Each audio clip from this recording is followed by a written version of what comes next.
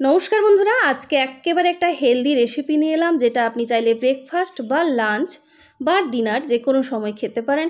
সকালবেলা যদি এটা খেয়ে বন্ধুরা কাজে বেরিয়ে যান, সারাদিন কিন্তু আপনারা আর খিদে পাবে না। আর সেই সঙ্গে যারা হাই কোলেস্টেরল এবং সুগারে ভুগছেন তাদের জন্য ভীষণ উপকারী হবে বন্ধুরা এই খাবারটা। তো চলুন শেষ পর্যন্ত দেখার অনুরোধ রইল। আর চ্যানেলে নতুন হলে প্লিজ চ্যানেলটাকে সাবস্ক্রাইব করতে কিন্তু ভুলবেন না। এর জন্য একটা প্রেসার কুকার বসিয়েছি। প্রেসার কুকারের জায়গায় আপনি কড়াইতেও রান্না করতে পারেন, কোনো অসুবিধে নেই।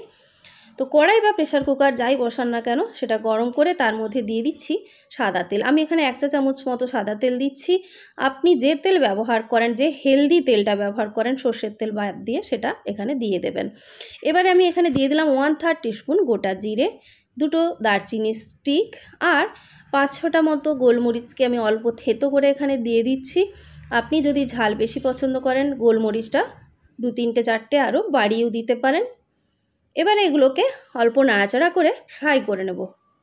জিরেটা দেখবেন একটা সুন্দর গন্ধ তো পাবেন যখন ভাজা হয়ে যাবে, সেই সঙ্গে দারচিনিরও একটা গন্ধ পাওয়া যাবে।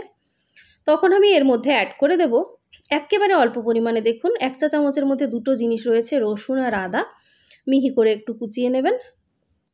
আর দিচ্ছি স্বাদ মতো কাঁচা লঙ্কা কুচি। কাঁচা লঙ্কা ঝাল পছন্দ করলে বাড়িয়ে দেবেন। আর একটা মাঝারি সাইজের পেঁয়াজ নিজের ইচ্ছে মতো সাইজে কেটে নেবেন। এবার এগুলো একটু নাড়াচাড়া করে নিচ্ছি। খুব বেশিক্ষণ কিন্তু কোনো উপকরণই এখানে ফ্রাই করার দরকার নেই। অল্প নাড়াচাড়া করা হয়ে গেলে এর মধ্যে দেব আমি একটা ছোট্ট সাইজের টমেটো কুচি। যদি মাঝারি সাইজের টমেটো হয় পুরোটা দেওয়ার দরকার নেই, 3 ভাগের 2 ভাগ মতো দিয়ে দেবেন। এবারে বন্ধুরা বাড়িতে যে শাক থাকবে সেই শাক কিছু অ্যাড করে দেবেন। আমি এখানে কয়েকটা লাউ পাতা দিলাম, যদি পালং শাক থাকে অবশ্যই দিতে পারবেন। আর বন্ধুরা এখানে আমি দিয়ে দিলাম কিছু বরবটি। বাড়িতে যদি বিনস থাকে বিনস অ্যাড করে দিতে পারবেন, ক্যাপসিকাম থাকলে অল্প ক্যাপসিকাম অ্যাড করবেন। যেহেতু সুগার রোগীর জন্য এটা হেলদি বললাম, সেই হিসেবে কিন্তু আপনি এখানে গাজরটা না অ্যাড করাই ভালো। অল্প নাড়াচাড়া করে মিশিয়ে নিয়েছি। এবারে এর মধ্যে দিচ্ছি স্বাদ মতো নুন। আর দিচ্ছি বন্ধুরা অল্প পরিমাণে হলুদ গুঁড়ো, মানে 1 চা চামচের প্রায় 5 ভাগের 1 ভাগ এখানে হলুদ গুঁড়ো। রেসিপিটা বন্ধুরা রান্না হচ্ছে 2 জন খাওয়ার মতো, 2টো প্লেট হবে। আর দিলাম 1-3 চা চামচ জিরে গুঁড়ো, আর তার থেকেও কম পরিমাণে একটু ধনে গুঁড়ো।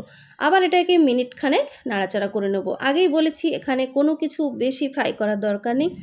শুকনো গুঁড়ো মশলাটা অল্প একটু নাড়াচাড়া করে এর মধ্যে বন্ধুরা আমি অ্যাড করব হাফ কাপ, ছোট্ট চায়ের কাপের হাফ কাপ ডালিয়া। ডালিয়াটা বন্ধুরা আমি ধোয়ার পরে ভিজিয়ে রেখে, মানে 10 মিনিট মতো রেস্টে রাখতেই এরকম ফুলে এতটা বেড়ে গেছে, নাহলে এটা হাফ কাপই ভেজানো। আর ডালিয়াটা বন্ধুরা এর আগে বহু রেসিপি দিয়েছি, আগেই বলেছি ডালিয়াটাকে একটু রোস্ট করে কিন্তু রান্না করবেন টেস্ট ভালো পাওয়ার জন্য। তো এটা আগে আমার রোস্ট করা ছিল। আমি এটাকে মানে শুকনো কড়াইতে 3-4 মিনিট একটু নাড়াচাড়া করে নিয়ে নেবেন, তাহলেই হবে। তো সেরকম ডালিয়াটা হাফ কাপ আমি ধুয়ে এভাবে রেস্টে রেখেছিলাম, ফুলে গেছে।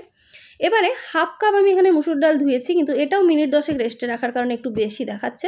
কিন্তু ওই কাপের হাফ কাপ আমি এখানে দিলাম মুসুর ডাল। তার থেকেও কম পরিমাণে আমি দেখুন কিছু অঙ্কুরিত মানে মুগ যে হয় গোটা মুগ, সবুজ মুগ, সেটা দিলাম। আপনি এটা না থাকলে এর বদলে বন্ধুরা একটু মুগ ডাল অ্যাড করে দেবেন। এবার এটাকে আবার মিনিট খানেক নাড়াচাড়া করব, খুব বেশিক্ষণ নয়, আবারও বলছি জাস্ট মিনিট খানেক এটাকে নাড়াচাড়া করে নিলেই কিন্তু হবে। এরপরে এর মধ্যে আমি বন্ধুরা অ্যাড করব জল। এই রেসিপিটাতে জলের পরিমাণটা বন্ধুরা টোটাল এখানে ডাল বা ডালিয়া সমস্ত কিছু মিলে প্রায় 2 কাপ আমি এখানে দিয়েছিলাম। জলটা লাগবে বন্ধুরা দ্বিগুণের থেকে একটু বেশি, 4 থেকে 5 কাপ এখানে জল কিন্তু দিয়ে দিতে হবে।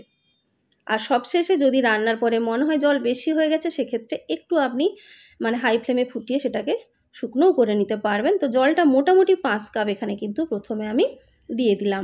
এবার বন্ধুরা ঢাকা দিয়ে এটাকে কিন্তু হাই ফ্লেমে প্রেসারে বেশ কয়েকটা সিটি দিয়ে রান্না করা যাবে না। এটাকে একদম ফ্লেমটাকে কমিয়ে দেবেন, একেবারে কমিয়ে দেবেন। আস্তে আস্তে এটা রান্না হতে থাকবে, সেই সময় অন্য কাজ করবেন। যখন ঠিক সিটি পড়ার আগের মুহূর্তটা আসবে, মানে সিটিটা জাস্ট পড়বে বলে মনে হয়, এটা সবাই আমরা বুঝতে পারি, সেই সময় কি করবেন, গ্যাসটাকে বন্ধ করে দেবেন। এই অবস্থায় এলে গ্যাসটা বন্ধ করে দেবেন এবং সেই সঙ্গে আরও 10 থেকে 15 মিনিট এইভাবে রেখে দেবেন, একেবারে না খুলে, মানে এইভাবে বের করে দেবেন না, ভেতরের প্রেশারটা যেন থাকে। তো প্রায় মিনিট 15 পরে আমি ঢাকা খুলে আপনাদের দেখাচ্ছি যে রেসিপিটা ঠিক কীরকম হয়েছে। তো বন্ধুরা দেখুন জল কিন্তু একেবারে পারফেক্ট হয়ে গেছে। জলটা একটু কম বেশি হলেও, আগেই বলেছি কম না হওয়াটাই ভালো, বেশি হলে কোনো অসুবিধা নেই। ঠিক এই রকম হবে রেসিপিটা। তো বন্ধুরা সবাই খুব ভালো থাকবেন, নেক্সট ভিডিওতে দেখা হচ্ছে।